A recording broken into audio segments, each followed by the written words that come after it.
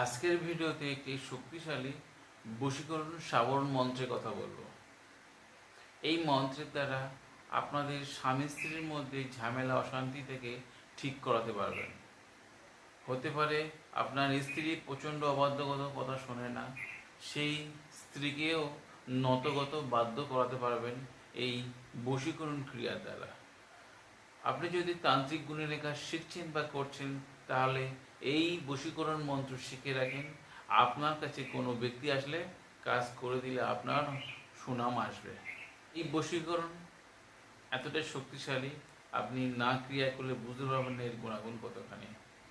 এই বশীকরণ ক্রিয়া করতে হলে যে কোনো শনিবার দিন বা মঙ্গলবার দিন বা পূর্ণিমার দিন আপনি বাজার থেকে সুগন্ধি কোনো ফুল নিয়ে আসবেন।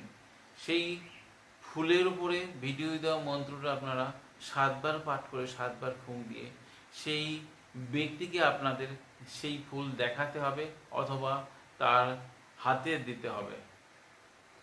সেই ব্যক্তি কিন্তু আপনার কাছে নত হবে, বাধ্যগত হবে এবং বশ হবে। মন্ত্রটি ভিডিও শেষে দিয়ে দেবো, দেখে নেবেন। এই ভিডিও আপনাদের কেমন লাগলো অবশ্যই কমেন্টে লিখবেন। আপনাদের যদি ভিডিওতে উপকারে আসে আপনাদের বন্ধু বান্ধব বা সোশ্যাল মিডিয়ায় শেয়ার দিতে ভুলবেন না। আজ বন্ধুরা এই পর্যন্ত, দেখাবো আগামী পর্বে। ততক্ষণ সবাই সুস্থ থাকুন, ভালো থাকুন।